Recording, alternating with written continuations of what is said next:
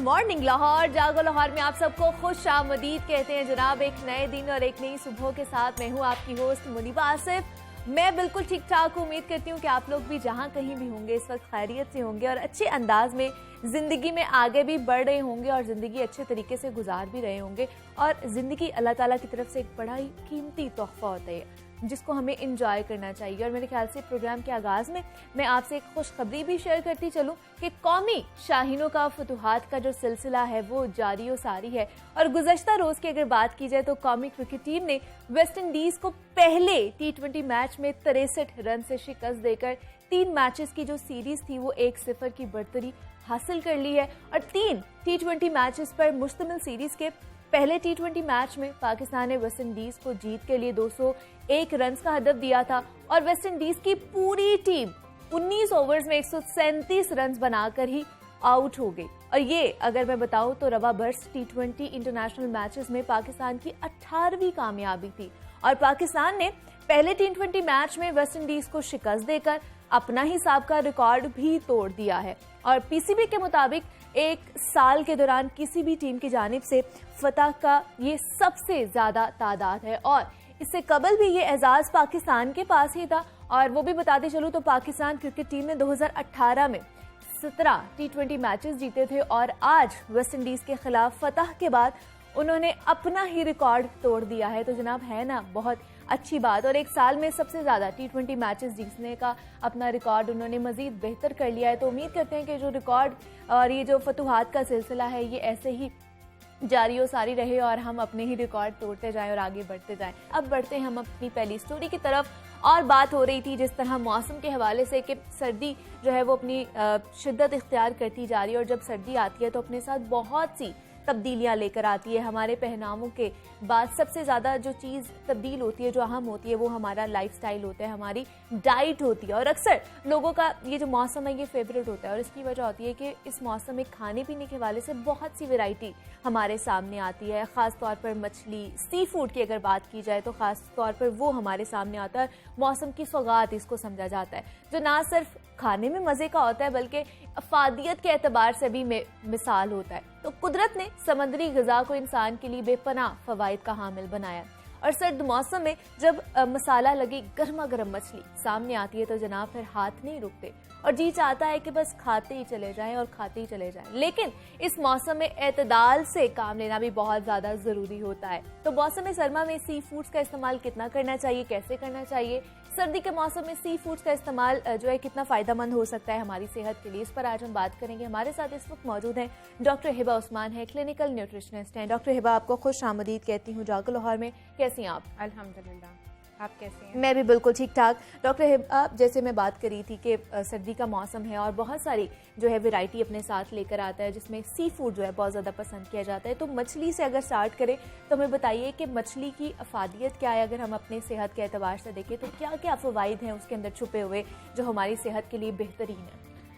पहले तो फ़िश एक अल्लाह ताला की बहुत बड़ी नेमत है जो हम मुस्लिम्स को, ओवरसीज़ को भी सबको अवेलेबल होती है। फ़िश एक वाहिद सोर्स है जिसके ज़रिए हम ओमेगा 3 फैटी एसिड प्रोवाइड होता है क्योंकि हमारी खुद की बॉडी ओमेगा 3 फैटी एसिड नहीं बना पाती तो हमें एक्सटर्नल सोर्स से ओमेगा 3 फैटी एसिड लेना बहुत ज़रूरी है। अब ये ओमेगा 3 फैटी एसिड बेसिकली हमारी बॉडी में करता क्या है? ओमेगा 3 फैटी एसिड हमारी बॉडी, ब्रेन और हार्ट के लिए बहुत ज़रूरी है। ठीक है। अब इसमें जो दो आप ये कह दें कि जो फैटी एसिड दो इसमें पाए जाते हैं ओमेगा 3 में कौन कौन से फाउंड होते हैं, वो ये है कि EPA जिसको और DHA, ये दोनों जो है ना ऐसे फैटी एसिड हैं जो हमारी बॉडी के अंदर हार्ट और ब्रेन की डेवलपमेंट और इनकी प्रिवेंशन और इन्फ्लेमेशन के लिए काम देते हैं। अब बॉडी के लिए ये इसलिए ज़रूरी है कि हार्ट पेशेंट, अब जाहिर सी बात है मटन और बीफ का इस्तेमाल तो नहीं कर सकता ना कंटिन्यूटी से। और सर्वे के मुताबिक, ये डाइटरी रिकमेंडेशन के मुताबिक हम अगर वीक में 2 टाइम्स फ़िश का इस्तेमाल करें तो हमारी एक हेल्दी लाइफ गुजर सकती है क्योंकि fish high source of protein तो है ही है लेकिन ये हाई सोर्स ऑफ विटामिन भी है, मिनरल भी है क्योंकि इसमें विटामिन D भी पाया जाता है, कैल्शियम भी पाया जाता है, विटामिन B पाया जाता है, B2 जिसको कहते हैं राइबोफ्लाविन।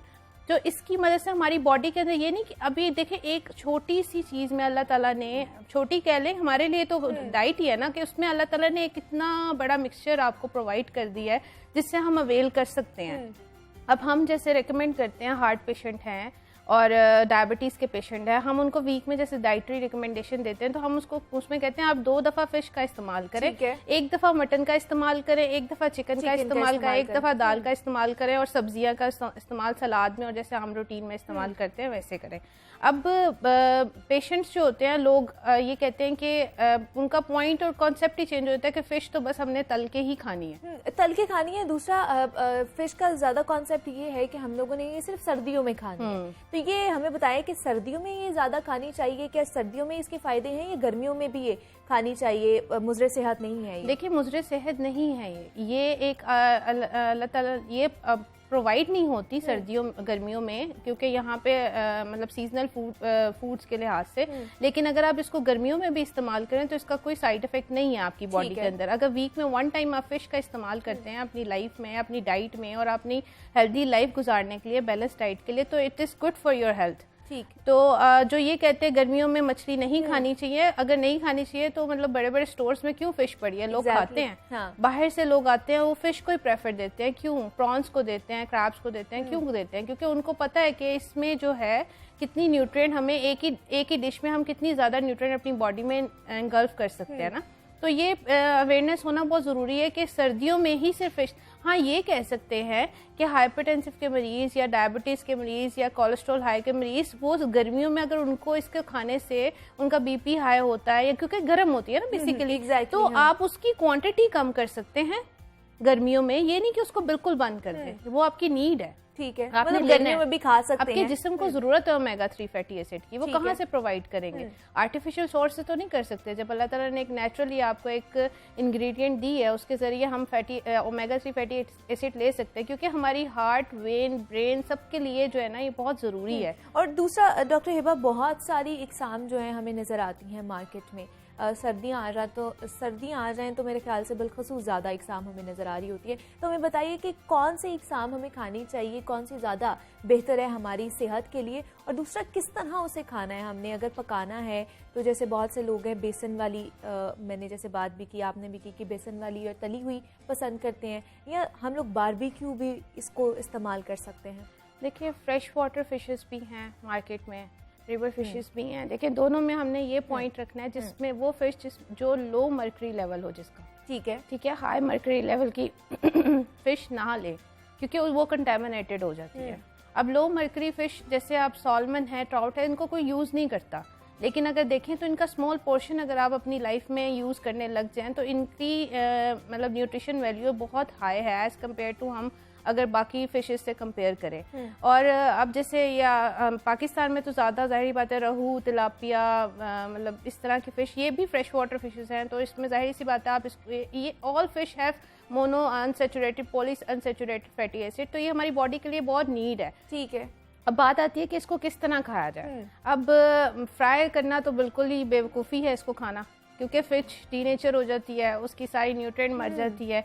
स्टीम और बारबेक्यू आप ले सकते हैं। ओके, ठीक है, लेकिन देखिए हर चीज, जैसे हम ब्रॉयलर को भी कहते हैं इतना ना पकाएं, देसी मुर्गी को भी हल्की स्टीम में पकाएं। जितना हीट लगती है किसी चीज को उतना वो फूड डीनेचर हो जाता है। अब उसकी न्यूट्रिएंट वैल्यूज तो मर गई, जो आपने खाना है वो तो आपको मिला ही नहीं। Exactly, तो हाँ। स्टीम में भी कोशिश करें, बेक कर ले, बेक भी सही है, बेक कर ले, स्टीम कर ले। हम तो कबाब बना लें उसके श्रेडेड करके, बोनलेस फिश के, आपको जैसे सूट करे। देखिए, जरूरी नहीं है मटन के ही कबाब हो, मतलब मुख्तलिफ ऑप्शंस हैं हमारे पास जिसको हम लोग फिश सूप खा सकते हैं। एग्जैक्टली, हाँ। लेकिन ज़रूरी नहीं है कि जैसे हम लोग बड़े कह लें कि चटखोरे होते हैं लाहौरी, तो उनको मसाले वाली और बेसन वाली ज़्यादा मज़े की लगती है। लेकिन अगर बेसन वाली उन्होंने खानी है इन केस, तो कितनी मिकदार में खा सकते हैं वो? देखिए, फ्राई तो ना खाएं, ठीक है, लेकिन बेसन लगा के फिश के ऊपर मैरिनेट करके तो हम उसको स्टीम कर सकते हैं, बेक कर सकते हैं, बारबेक्यू कर सकते हैं, लेकिन उसको फ्राई ना करें। देखिए, फ्राई से फिश का कोई फायदा ही नहीं है, वो सिर्फ आपकी बॉडी के अंदर जाकर आपको नुकसान ही पहुंचा रही है, आपको कोई फायदा नहीं दे रही,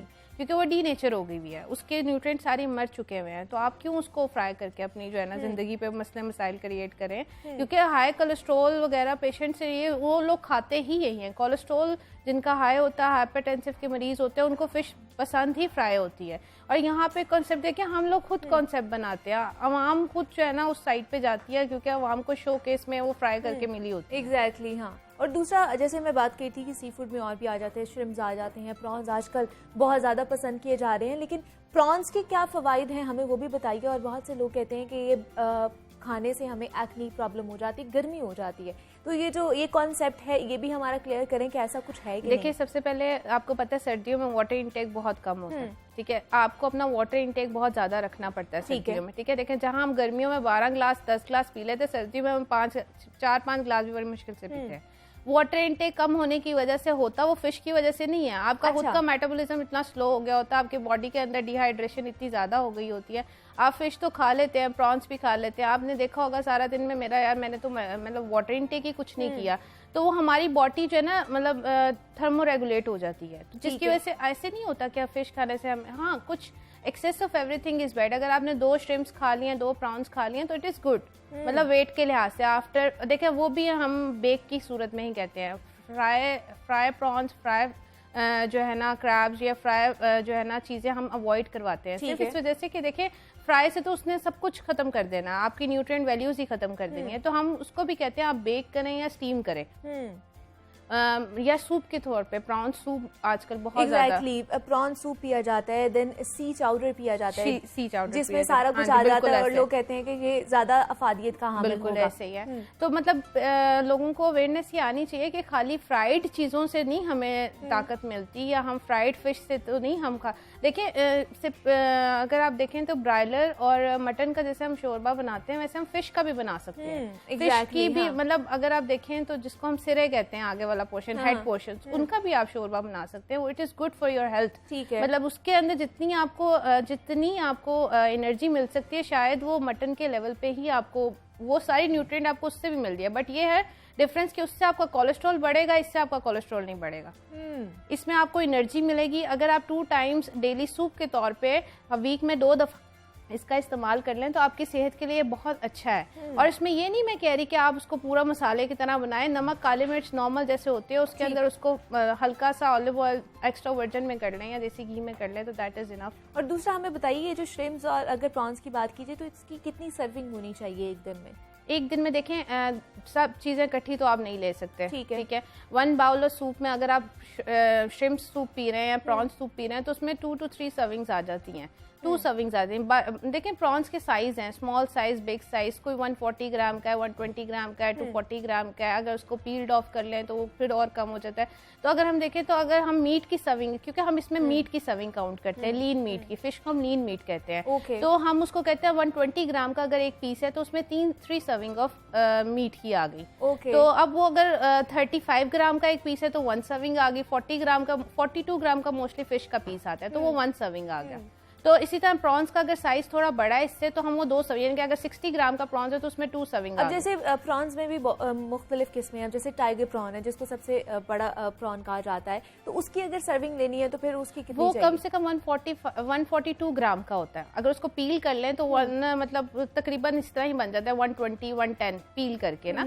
तो उसके बाद देखिए उसमें भी 3 सर्विंग्स आ गई, 40 की लगा लें, 120 160 इस तरह की सर्विंग्स, यानी कि 120 की हम 1 सर्विंग लेते हैं लीन मीट की, तो उसमें 45 कैलोरीज आपको 45 ऑलमोस्ट लीन मीट की मिलती है कैलोरीज 1 सर्विंग में। अब ये लगा लें अगर 120 ग्राम का आपने पीस लिया है तो उसमें 3 सर्विंग आ गए, उसको मल्टीप्लाई कर देंगे 45 मल्टीप्लाई बाय 3 तो वो आपकी कैलोरीज इनटेक है। अगर जितनी आपने प्रोटीन, आपकी डाइटरी मैनेजमेंट में जितनी आपकी प्रोटीन की सर्विंग है, अगर आप फिश को उसमें इनगल्फ कर लें तो आपकी प्रोटीन भी पूरी हो जाएगी और आपके फैट्स भी कवर हो जाएंगे। और दूसरा एंड पे मैं यही पूछना चाहूँगी कि बहुत से लोग हैं रिकमेंड करते हैं कि आपको फ़िश कैप्सूल्स खा लेने चाहिए, अगर तो क्या ये हमारी जो फ़िश की कमी है जो हम लोग इनटेक नहीं कर रहे होते और जो न्यूट्रिएंट वैल्यूज़ हमें फ़िश से चाहिए होती हैं वो हमें उससे मिल सकती हैं? देखिए कार्डियोवास्कुलर डिजीज़ के लिए हम फ़िश ऑयल्स वगैरह कहते हैं, लेकिन फ़िश ऑयल वो बच्चों के लिए हम कह देते हैं जो नहीं फ़िश खा पाते। जो खा लेते हैं फ़िश तो वो खाएं ना, नेचुरल सोर्स है उसमें सब कुछ मिलेगा। जैसे मैंने बताया ओमेगा 3 फैटी एसिड में 2 ऐसे एसिड्स हैं जो आपको बॉडी को नीड है, तो जब एक पूरा पैकेज अल्लाह ताला ने आपको दिया तो उसको इस्तेमाल करें। हाँ, बहुत केसेस ऐसे होते हैं बच्चे स्मेल से भी भाग जाते हैं, खाते भी नहीं, तो फिर उनके लिए ज़रूरी है कि आप उनकी लाइफ में cod liver oil, fish oil का इस्तेमाल कर लें। इट इज़ नॉट बैड कि आप अगर वंस अ डे ओडी में अगर उसको इस्तेमाल करें। बच्चों के लिए ज़्यादा ये जो है रिकमेंडेशन दी जाती है। डॉक्टर हिबा उस्मान हमारे साथ मौजूद थी, न्यूट्रिशनिस्ट हैं। डॉक्टर हिबा, बहुत शुक्रिया आपके वक्त आप यहाँ पर आए हैं। और जिस तरह हम बात कर रहे थे कि जनाब सर्दियों की सौगात है फ़िश और जितने भी सी फूड्स हैं उसको हम लोगों ने खाना तो ज़रूर है, लेकिन एतदाल में रहकर खाना है ताकि हमारी जो सेहत है वो भी बरकरार रह सके और हम उसका जायका भी जो है अच्छे तरीके से खा सके उसको। जनाब, इसी नोट पे मुझे एक छोटी सी ब्रेक लेनी है, मिलते हैं इस ब्रेक के बाद।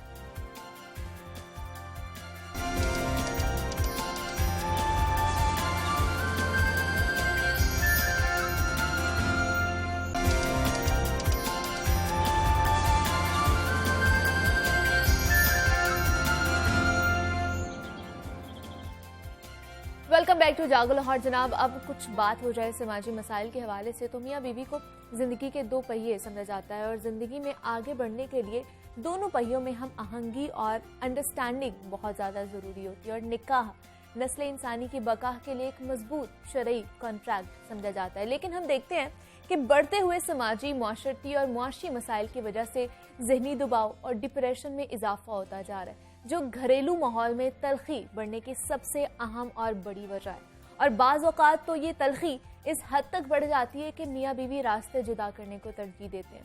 और पाकिस्तान समेत दुनिया भर में तलाक की जो शरह है उसमें मुसलसल इजाफा देखने को मिल रहा है। 1970 की दहाई में तलाक की शरह 13% थी, जो अब बढ़कर 35% हो चुकी है। लेकिन हम देखते हैं कि तलाक के बाद भी मसाइल ख़त्म नहीं होते हैं, मतलब मज़ीद बढ़ जाते हैं। और ऐसे हज़ारों केसेस हैं जो फैमिली कोर्ट्स में साल चलते रहते हैं। और तलाक के बाद बच्चों की जिम्मेदारी एक संगीन मसला बन जाती है, क्योंकि अक्सर केसेस में पार्टनर्स दोबारा शादी कर लेते हैं, लेकिन सबसे बड़ा जो मसला आता है वो बच्चों को देखना पड़ता है, उनकी देखभाल कौन करेगा। और तलाक के बाद बच्चों का नानो नफका किसकी जिम्मेदारी होती है, इस हवाले से कवानीन क्या कहते हैं। क्या तलाक के बाद औरत भी नानो नफका क्लेम कर सकती है कि नहीं कर सकती?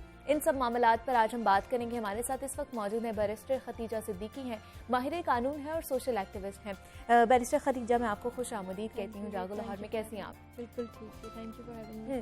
खतीजा, जैसे मैं बात करी थी नानो नफका या खर्चा उठाने के हवाले से, तो बीवी का अगर खर्चा देखा जाए तो कानूनन और शरीयन शौहर की जिम्मेदारी होती है। तो अगर शौहर अपनी ये जिम्मेदारी पूरी नहीं कर रहा तो क्या बीवी के पास राइट है कि वो उससे अलग हो सकती है? क्या कहता है हमारा आइन? बिल्कुल, हमारा कानून जो है इस पे बड़ा वाज़ेह है कि खाविंद की जिम्मेदारी है बीवी की मेंटेनेंस, उसका पूरा खर्चा उठाना, बच्चों का खर्चा उठाना, नानो नफका देना, वो उसकी जिम्मेदारी है। और वो अगर पूरा नहीं करता तो इस ग्राउंड पे भी लड़की जो है, बीवी जो है, वो कानून को यूज़ करते हुए जो हमारी अदालतें हैं उनका रुजू कर सकती है और अपना मेंटेनेंस दे सकती है। और इस ग्राउंड पे वो खुला भी फाइल कर सकती है, वो खुला भी ले सकती है कि मैं अपने खाविंद से इस ग्राउंड पे खुला लेना चाहती हूँ कि वो मुझे मेंटेन नहीं करता, फेलियर टू मेंटेन बेसिकली इसमें होता है। तो ये बड़ा ज़रूरी है कि अगर अपने राइट्स जो हैं वो फुलफिल नहीं कर रहा खाविंद, तो बीवी के पास क्या क्या राइट्स हैं वो अपने यूज़ कर सकती है, अदालत भी जा सकती है, उस ग्राउंड पे खुला भी ले सकती है। ठीक है, ये उसके पास ऑप्शन है, ये कानून उसे इजाजत देता है। तो मुझे बताइए खदीजा, आपके पास बहुत सारे केसेस आते होंगे इस हवाले से, तो जो केसेस आते हैं अगर खाविंद की बात की जाए तो खाविंद अमूमन किन बुनियादों पर जो खर्चा देने से मना कर देता है, क्या वजूहात होती हैं? ये बड़ा जो है ना इंटरेस्टिंग क्वेश्चन है, क्योंकि आजकल मैं जितने केसेस देखती हूँ ना उसमें ये होता है कि मेंटेनेंस देने के लिए जब एक तो अलहदगी हो गई, जब अलहदा हो गए, बच्चों की बारी आ गई, तो बच्चों को मेंटेन करना खाविंद की रिस्पॉन्सिबिलिटी है। लेकिन जब वो कोर्ट फिक्स कर देती है, समझे एक इंटरिम मेंटेनेंस फिक्स कर दी कोर्ट ने आर्जी तौर पे कि जब तक केस फाइनली डिसाइड नहीं होता तब तक ये हर महीने बच्चे सफ़र ना करें, बच्चों की मेंटेनेंस जो है वो कोर्ट फिक्स कर देती है। उसके लिए भी खाविंदों को, मर्दों को मसला होता है कि नहीं जी ये मेंटेनेंस ज़्यादा है, हमने ये नहीं देनी। वो इतनी सी मेंटेनेंस भी देने के लिए राज़ी नहीं होते। अभी एक रिसेंटली बड़ा जो है ना लैंडमार्क जजमेंट मैं उसको कहूँगी, बड़ा अच्छा केस है, जस्टिस शान गुल साहब ने उसका फैसला फरमाया। उसमें 20,000 बच्ची की 5 साल की बच्ची मेंटेनेंस फिक्स हो गई, ठीक है। इंटरिम मेंटेनेंस को कहते हैं, आर्जी तौर पे जो लगाई जाती है। उसके खिलाफ, चूंकि ये इंटरिम होती है, इसके खिलाफ अपील नहीं होती, रिट में आ गए वो। जब वो रिट में हाई कोर्ट आए तो जस्टिस साहब ने कहा कि आपने क्यों कहा ये ज़्यादा है, ये तो 20,000 से उन्होंने ना ट्रायल कोर्ट ने ज़्यादा कर दी, 50,000 कर दी। तो वो आ गई ऊपर हाई कोर्ट में कि ये तो बहुत ज़्यादा हो गई, इतना ज़्यादा तो मैं नहीं दे सकता। तो जस्टिस साहब ने उसको बुलाया, पटिशनर को, हामिद को बुलाया। उसने कहा आपको पता है आप क्या काम करते हैं? उसने कहा जी मैं डॉक्टर हूँ। तो ये मैं वो बता रही हूँ जो जजमेंट से मुझे चीज़ें पता चली, मैं डॉक्टर हूँ, मेरी कमाई इतनी है, हर चीज़। कोर्ट ने कहा कि आपको अपनी बेटी जो 5 साल की है, ऑटिस्टिक है, स्पेशल चाइल्ड है, उसको उसके ड्यूटीज फुलफिल करते हुए इतना मसला हो रहा है, जबकि आप यूके जाते हैं, आप न्यूरो सर्जन हैं, आप यूके जाते हैं, आप सऊदी अरब जाते हैं, आप पूरी दुनिया में जाते हैं लोगों के इलाज करने, लेकिन अपनी ही बेटी को देने के लिए आपका ये कि आप हाई कोर्ट आ गए। उन्होंने पूछा अदालत में कि आप चाहते हैं कि आप ये विड्रॉ कर लें, आप इसको ना प्रेस करें। उसने कहा मुझे टाइम दें। तो दोबारा आया, उसने कहा मैंने प्रेस करना है इसको, मैं इसको डिसाइड कराऊंगा कि भाई इसको डिसाइड करें कि ये ज्यादा क्यों हुई है, मेंटेनेंस इतने नहीं मैं दे सकती। आप सोचें एक बेटी और उसके ऊपर आप उसकी स्पेशल नीड्स जो इतनी इंपॉर्टेंट हैं, वो ऑटिस्टिक भी है, उसकी माँ उसका ख्याल रख रही है, कस्टोडियल पेरेंट है, लेकिन बाप वो भी नहीं देने के लिए तैयार होते। कुछ केसेस में ऐसा होता है कि माएँ जो हैं वो मुलाकात नहीं करा रही होती, तो उसमें वो मसला करते हैं। लेकिन मैं मेंटेनेंस की ये पूछना चाहूंगी कि किन बुनियादों पर अदालत जो है ये मुकर्रर करती है कि इतना खर्चा देना ही देना है? इसके कोई हार्ड एंड फास्ट रूल्स नहीं है, क्योंकि हमारा स्पेशल लॉ है। तो उसमें होता ये कि अदालत देखती है कि खामिन जो है वो कितना कमाता है, उसका क्या सोशल स्टेटस है, उसके फाइनेंशियल क्या स्टैंडिंग है, उसके लिए हमें एविडेंस लाना पड़ता है। इंटरिम तो फिक्स हो जाता है, लेकिन उसके बाद जब केस चलता है तो एविडेंस आता है। एविडेंस में हम क्या दिखाते हैं, बैंक स्टेटमेंट्स दिखाते हैं, अगर एफबीआर की कोई डिटेल्स हैं, टैक्स रिकॉर्ड, वो सारा लेकर आते हैं, कितनी ज़मीनें हैं, प्रॉपर्टीज़ वगैरह हैं, कितनी गाड़ियों का ओनर है। तो ये जब सारी चीज़ें देखती है ना कोर्ट, तो वो सही तरह डिसाइड कर सकती है कि पर बच्चा जो है वो कितनी मेंटेनेंस जो है वो दी जाए उसको मंथली। और लेकिन बहुत से खदीजा ये इस तरह के भी केसेस आते हैं कि बच्चों को मेंटेनेंस नहीं मिल रही होती, मुकर्रर करने के बाद भी हस्बैंड्स नहीं दे रहे होते, तो देन फिर क्या प्रोसीजर बनता है, फिर क्या आप सज़ा दे सकते हैं उन्हें? बिल्कुल, इसमें कोर्ट के पास जो है वो एम्पल पावर्स हैं। पहले तो वो मौका देती है कि भाई आपने अगर बच्चे से मुलाकात भी करनी है और सारा कुछ, तो वो मेंटेनेंस आपने देनी है। मेंटेनेंस का ये होता है, असूल ये है कि अगर वंस आप कोर्ट आ गए हो तो आप डिले ज़रूर कर सकते हो। आप हीले हरबे इस्तेमाल करके एक तारीख ले लो, अगली उस पर बॉन्डिंग मिल जाती है आपको, फिर अरेस्ट वारंट होता है, बेलेबल होता है, फिर नॉन बेलेबल होता है, फिर उसके बाद जाके ना कुछ मतलब समझ लें साल 1.5 साल के बाद जाके अगर आप नहीं देते तो आपको सजा हो सकती है। मतलब 1 साल तक भी अभी रिसेंटली सजा हुई है मेंटेनेंस ना पे करने पे। लेकिन ये है कि डिले आप जितना मर्जी कर लें, देनी आपको है, क्योंकि वो कोर्ट ने जब फिक्स कर दी है तो आप उसे भाग नहीं सकते, क्योंकि आपके वो बच्चे हैं, आपकी रिस्पॉन्सिबिलिटी है शरई तौर पे भी और कानूनी तौर पे भी। और कब तक ये जो मेंटेनेंस देने का पाबंद होता है खावंद या इसमें अगर बेटी है तो जब तक उसकी शादी नहीं हो जाती, और अगर बेटा है तो जब तक 18 साल का नहीं हो जाता, मेजॉरिटी की एज नहीं अटेन कर लेता।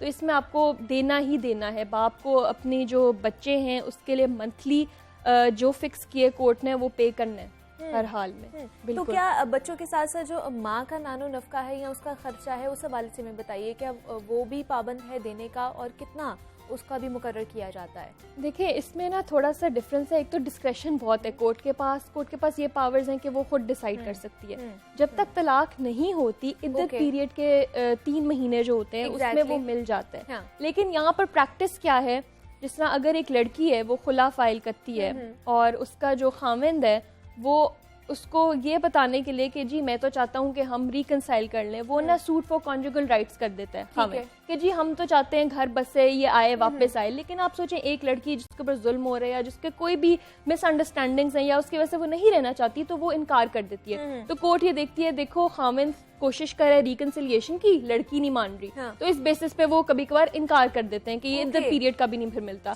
तो मतलब इद्दत पीरियड तो एज ऑफ राइट शरई तौर पे मिलना जरूरी होता है। कोर्ट्स इस मामले में लीनियंसी भी शो करती हैं कि खामिंद as a bypass mechanism use करते हैं कि ये कॉन्जुगल राइट्स का दावा कर दें कि हम तो चाह रहे हैं सुलह हो जाए और हम बामी तौर पे इकट्ठे हो जाएं और सारा कुछ। लेकिन ये जो है कुछ हरबे होते हैं जो इस्तेमाल करते हैं और दोनों साइड इस्तेमाल करती हैं। जैसे खदीजा हम बात कर रहे थे कि जब मेंटेनेंस की अगर बात की जाए तो मिलने का भी बहुत ज़्यादा मसला होता है कि एक शिकायत की जाती है कि बाप को मिलने नहीं दिया जाता माँ से। तो हमें बताइए कि कितनी देर में, मतलब अगर एक हफ्ते में मिलना है या 1 महीने में मिलना है, तो बाप कितनी दिन मिल सकता है बच्चों से?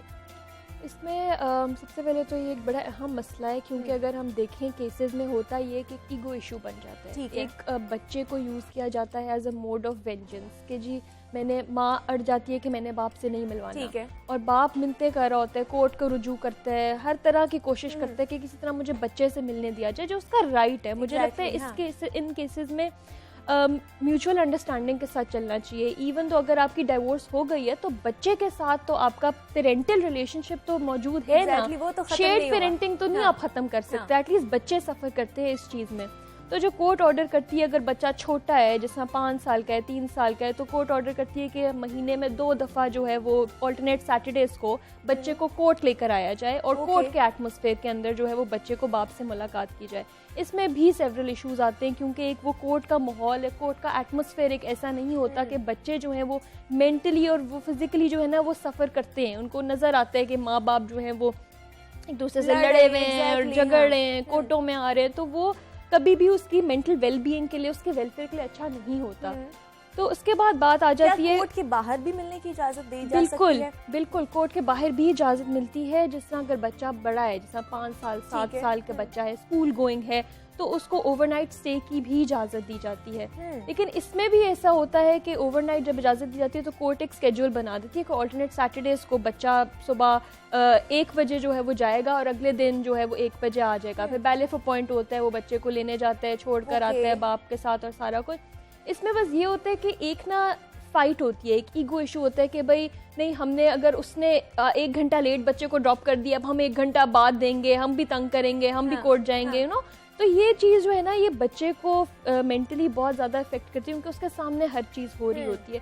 तो अगर ये चीज़ें म्यूचुअल अंडरस्टैंडिंग से हो जाएं कि ठीक है आप बाप हैं, आपका राइट है मिलने का, हम आपको रोक नहीं सकते। वो जो अड़ जाते हैं कि नहीं जी मिलने नहीं देना, नहीं जी वो उतना देंगे, इतने पैसे देंगे, इतनी मेंटेनेंस देंगे तो हम मिलवाएंगे, इस चीज़ों में बहुत झगड़े होते हैं और फिर कोर्ट से जो है वो रुजू किया जाता है, फिर वो डिसाइड करती है। लेकिन खदीजा, बहुत से जो माएँ हैं वो नहीं भी मिलने देती, बाप ये शिकायत भी करते हैं, तो हमें बताइए कानूनन तौर पर क्या माओ को ये हक मौजूद है उनके पास कि वो मिलने ना दें?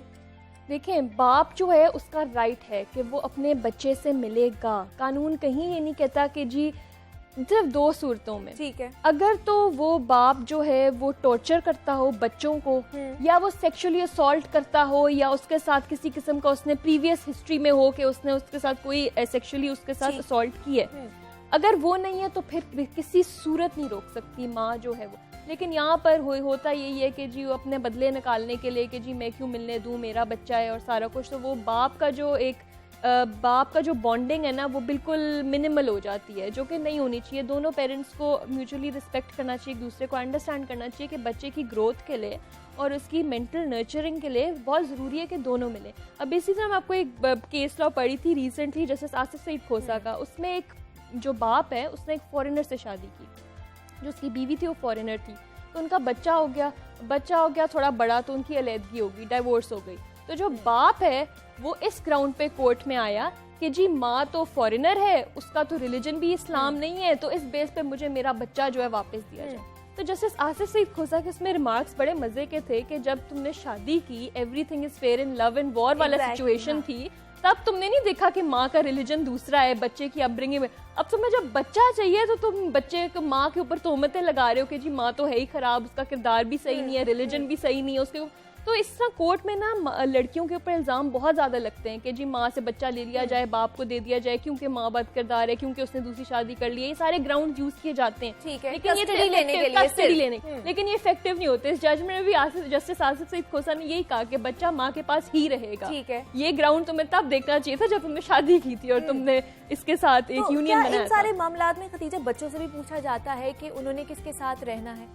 देखिए, इनिशियल ईयर्स में तो बच्चों की कस्टडी माँ को ही दी जाती है। तो जब वो माँ के साथ एक बॉन्डिंग बन जाती है, कांस्टेंट मैं कहती हूँ कुछ केसेस में होता है नेगेटिव फीडिंग भी होती है कि जी बाप के पास नहीं जाना और बाप से रवैया ऐसा रखना है या कुछ, तो बच्चे एक एनवायरनमेंट में होते हैं, वो कॉन्स्टेंटली सुन रहे होते हैं, तो उनके ऊपर इफेक्ट पड़ता है। तो जब वो बड़े हो जाते हैं, अगर बाप फिर रुजू करता है, जैसा 7 साल लड़कों की एज है, तो अगर वो जाते हैं कोर्ट में और बच्चा कहता है कि मैंने अपने बाप के साथ जाना है, तो फिर उसको अलाउ कर दिया जाता है, प्रेफरेंस दी जाती है। बिल्कुल ठीक है जी। बैरिस्टर खतीजा सिद्दीकी हमारे साथ मौजूद थी, माहिर कानून है और सोशल एक्टिविस्ट हैं।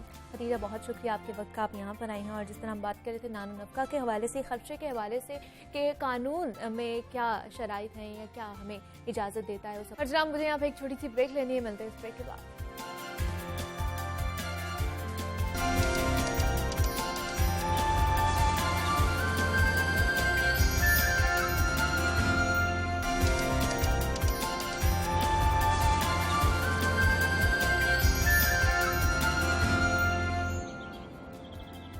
वेलकम बैक टू जागो लाहौर। जनाब, ब्रेक से हम वापस आ चुके हैं। सेगमेंट है ये हमारा लाहौर की दुनिया, जिसमें हम लाहौर और लाहौरियों के मसाइल डिस्कस करते हैं। लेकिन आज जिस मसले पर हमने बात करनी है वो सिर्फ लाहौरियों का ही मसला नहीं है, बल्कि पूरे पंजाब का इस वक्त मसला बन चुका है। और वो मसला है सबसे बुनियादी ज़रूरियात ज़िंदगी, रोटी की कीमत के हवाले से, जिसमें इजाफा कर दिया गया है। पहले से ही महंगाई की चक्की में पिसते अवाम पर एक और महंगाई बम गिरा दिया गया है। रोटी और नान की कीमतों में एक मरतबा फिर इजाफा कर दिया गया है, और अब रोटी 10 के बजाय 12 रुपए और नान 15 रुपए के बजाय 18 रुपए में मिलेगा हमें। जबकि इंतजामिया का कहना है कि नान रोटी एसोसिएशन ने खुद साख्ता तौर पर कीमतों में इजाफा किया है। नान रोटी महंगी करने वाले अवाम के दुश्मन है, और तंदूरों पर रोटी और नान सरकारी रेट पर ही फरोख्त होगा। तो खुद साख्ता कीमतें बढ़ाने वालों के खिलाफ क्रैकडाउन भी किया जाएगा इंतजामिया की तरफ से। तो ये सारा मामला है, क्या आखिर नान रोटी एसोसिएशन कैसे खुद साख्ता कीमतें बढ़ा सकती है, इस पर आज हम बात करेंगे। हमारे साथ इस वक्त मौजूद हैं अफसर खान हैं, जनरल सेक्रेटरी हैं नान भाई एसोसिएशन के, और उनके साथ मौजूद है नुमाइंदा लाहौर न्यूज़ अब्दुल कादिर। सर, मैं आपको भी खुश आमदीद कहती हूँ और अब्दुल कादिर आपको भी खुश आमदीद कहती हूँ। सर, सबसे पहले तो आपसे ही बात करना चाहूंगी कि नान भाई एसोसिएशन ने रोटी की कीमत में 2 रुपए और नान की कीमत में जो है वो 3 रुपए इजाफा कर दिया है। इसकी वजूहात के हवाले से बताइएगा, क्यों फौरी इसकी कीमतों में इजाफा किया गया है? बिस्मिल्लाहिर्रहमानिर्रहीम। बिल्कुल जी, रोटी की कीमत में 2 रुपए और नान की कीमत में 3 रुपए इजाफा हो गया है। बिल्कुल। 2 माह से हम ज़िली इंतजामिया से इसी सिलसिले में बातचीत करना चाह रहे थे कि आटे को कंट्रोल करें और फाइन को कंट्रोल करें। ठीक है। जो ज़िली इंतजामिया ने कोई जवाब नहीं दिया इसके ऊपर। 2 माह से हम आवाम को रिलीफ दे रहे हैं। 860 का थैला था, रोटी 10 रुपए की थी, अब 1100 का थैला, लेकिन वो भी म्यारी नहीं है आटा। अच्छा। हम जो आटा इस्तेमाल करते हैं वो 1300 रुपए का 20 kg का ले रहे हैं। और फाइन की बोरी जब 15 रुपए का नान था 4900 की थी, अब 6000 पे पहुंच गई है। तेल जो पहले थे 200 रुपए किलो, अब 300 रुपए किलो पे पहुंच गई। इसी तरह जो भी इसमें जरूरियात है चीजें हैं वो महंगी हो गई। हम क्या करते हैं, हम तो मजबूर हैं, हम भी तो गरीब लोग हैं। तंदूर वाला भी तो एक गरीब है, वो उसने बाजार से दाल भी लेनी है, गोश्त भी लेना है, घी भी लेना है। 7 तारीख को एक नोटिफिकेशन हुआ है, कौन सी चीज उसमें सस्ती हुई है? कोई एक चीज सस्ती हुई तो बताएं। रोटी हमारी मजबूरी थी, रोटी और नान। लेकिन सर, जिले इंतजामिया का तो कहना है, डिप्टी कमिश्नर का कहना है कि आप लोगों ने खुद साख्ता महंगाई की है जो गैर कानूनी भी है। तो आप लोगों ने क्या उनसे इजाजत नहीं ली थी, उनसे मुशावरत नहीं की, उन्होंने आपसे कोई राब्ता नहीं किया जब आपने इसका फैसला किया था? हमारे से कोई राब्ता नहीं किया। ठीक है। हम जब नान और रोटी के रेट में इजाफा किया, इसी वजह से हमने 4-5 दिन का बीच में टाइम रखा कि जिली गवर्नमेंट हमारे से कोई राब्ता करे, रिलीफ दे, ताकि हम नान और रोटी के रेट में इजाफा ना करें। लेकिन जिली इंतजामिया ने हमारे से कोई राब्ता नहीं किया। हमारी मजबूरी बन गई थी कि रेट असल अगर तो इसका मतलब आपने खुद साख्ता महंगाई की है, ये इसकी कीमतों में हम इजाफा कौन होते किया हैं है? खुद साख्ता महंगाई करने वाले? लेकिन आटे को कंट्रोल क्यों नहीं किया गया?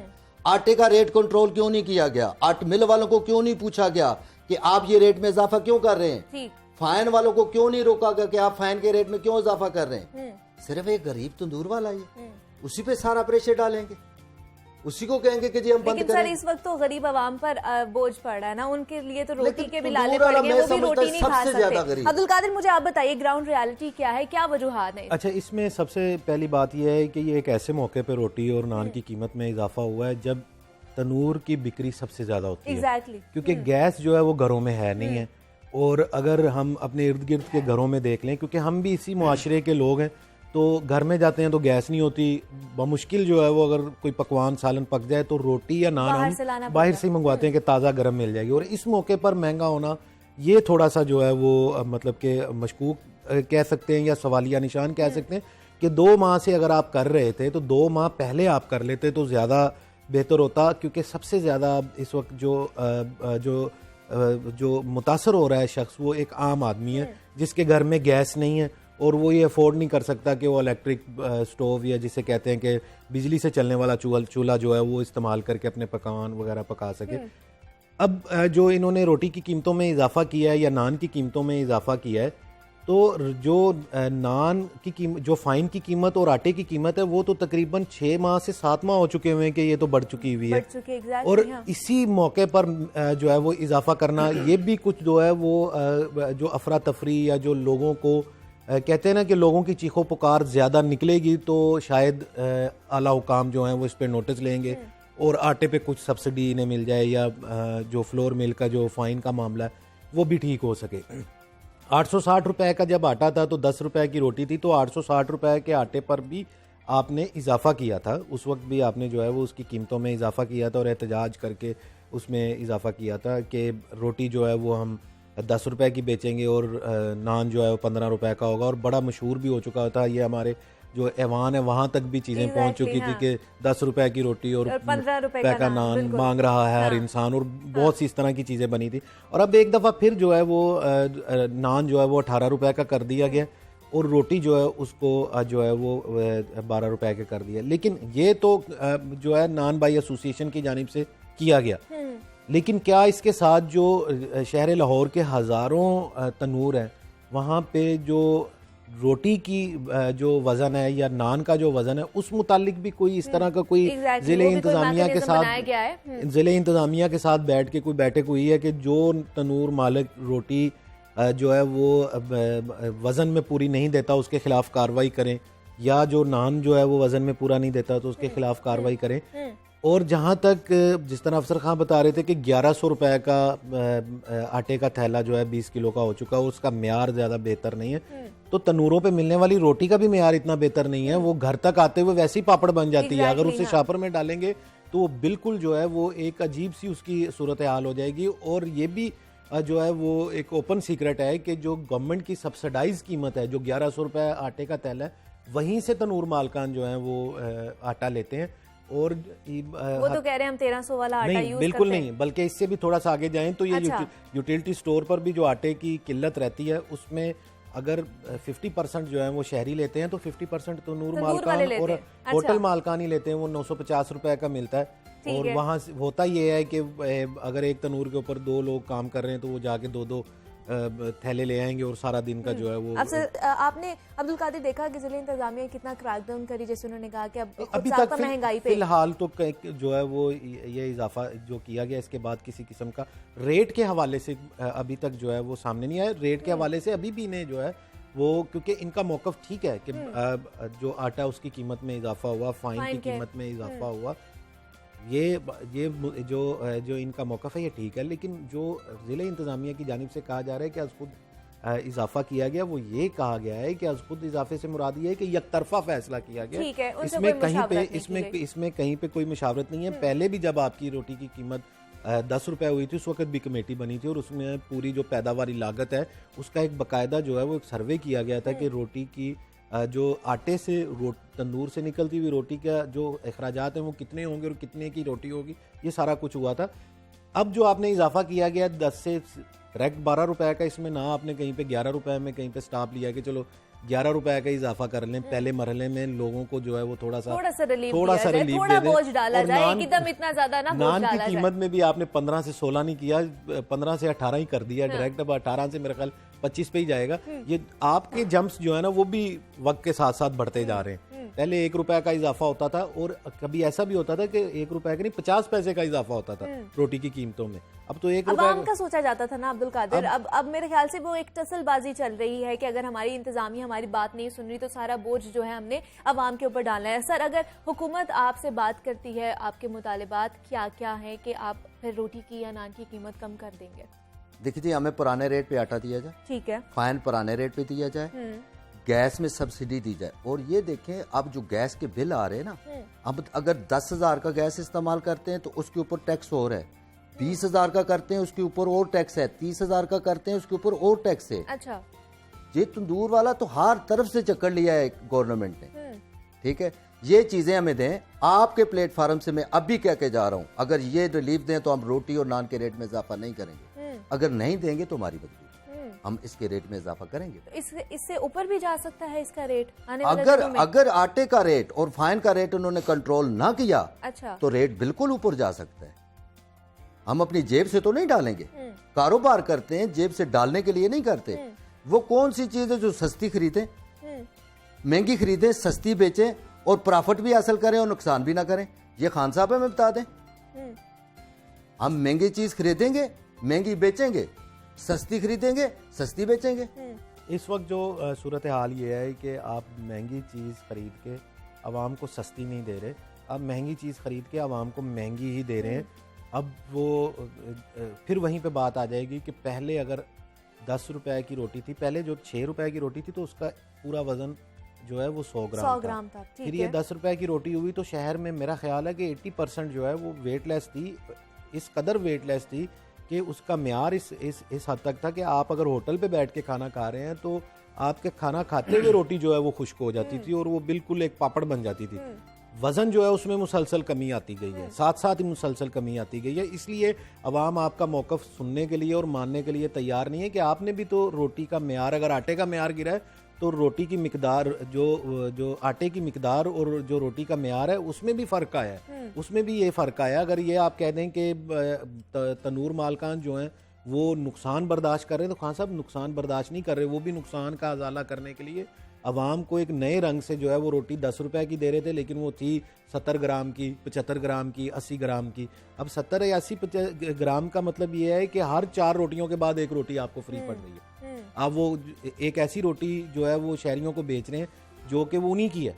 एक शख्स जो आपसे 5 रोटियां खरीदने आया है, आप उसको 500 ग्राम की रोटियां दें, आप 400 ग्राम में उसे 5 रोटियां दे रहे हैं और पैसे जो हैं आप उससे 5 रोटियों के पूरे ले रहे हैं। तो इसलिए अवाम जो है वो आपको जो है वो तनूर मालकान को या तनूर रोटी नान रोटी एसोसिएशन जो है उनके मौक़िफ़ को उस अंदाज से तकवीयत नहीं मिल रही जिस अंदाज से आप कह रहे हैं कि ये सब कुछ हो रहा है। और क्रैकडाउन इस वक्त सिर्फ रोटी के वेट के ऊपर हो रहा है, रोटी की कीमत के हवाले से नहीं हो रहा कि एक शख्स जो है वो 12 रुपए की एक नान 18 रुपए का बेच रहा है तो इसके ऊपर किया जाए। जहाँ पे भी ज़िले इंतज़ामिया जा रही है उनके हाथ में जो है वो एक जो है वो डिजिटल कांटा है जिसके ऊपर बाकायदा जो है वो वेट किया जा रहा है। अगर वेट कम है तो उसको उस पर जुर्माना किया जा रहा है और ये हक है, ये अवाम का हक है। बिल्कुल ऐसे ये हक है। हम भी इसी गवर्नमेंट के साथ हैं, ठीक है। हम अगर जिसका वेट कम है, मैं कहता हूँ ज्यादा से ज्यादा सजा देनी चाहिए, ठीक है, जितनी उनकी बनती है इतनी सजा देनी चाहिए। अभी तो आप गिला कर रहे थे। नहीं, गिला तो ये कर रहा था कि अगर महंगा देंगे तो हम महंगा बेचेंगे। बहुत शुक्रिया सर। अफसर खान, जनरल सेक्रेटरी नान भाई एसोसिएशन हमारे साथ मौजूद है और अब्दुल कादिर हमारे साथ मौजूद है, नुमाइंदा लाहौर न्यूज़। सर आपका भी बहुत शुक्रिया, अब्दुल कादिर आपका भी बहुत शुक्रिया। और जनाब, नान और रोटी की कीमतों के हवाले से हम बात कर रहे थे कि खूब साख्ता महंगाई कर दी गई है और आवाम पिसते ही जा रहे हैं। तो हुकूमत से भी हम यही दरख्वास्त करते हैं कि इनके साथ बैठ के मुशावरत की जाए, इनके मुतालिबात सुने जाएँ ताकि जो बोझ डाला जा रहा है आवाम पर उसको कम किया जाए।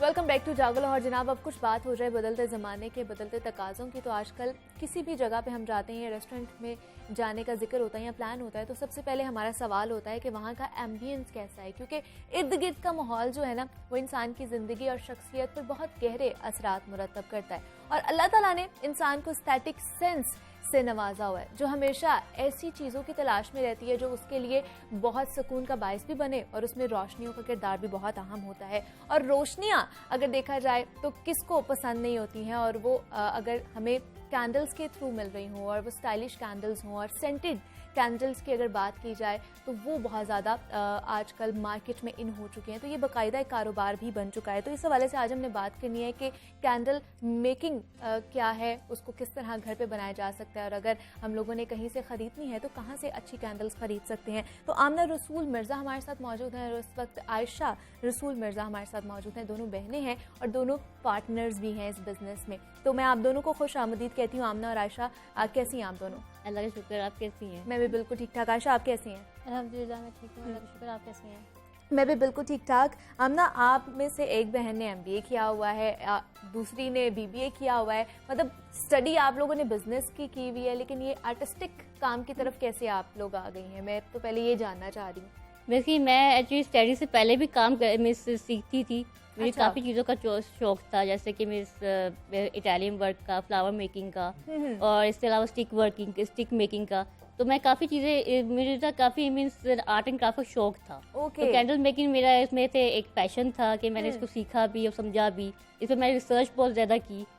ठीक है, तो उसके बाद ना फिर हम लोग आहिस्ता आहिस्ता इस चीज़ को बिजनेस की तरफ लेके आए। तो मैं जब बैचलर्स हम दोनों बहनें कर रही थी, ये बेसिक की एंड बैचलर्स के एंड पे थी और मैं भी शुरू में थी। अभी स्टार्ट, ठीक है। तो फिर ना एक्चुअली इनका प्रोजेक्ट था बड़ी बहन का ना, मिस BBA का एंटरप्रेन्योरशिप पे, कि इस तरह से फाइनल प्रोजेक्ट उसने ना आगे सबमिट करवाना था। तो इनको आइडिया मिस ना इनके सर ने भी दिया कि इस तरह से आप लोग ना ये कैंडल्स का काम करती, तो इसी को आगे प्रमोट करें। ठीक है, तो बड़ी बहन ने भी मेरा साथ दिया कि इस तरह से तुम मेरे साथ चलो।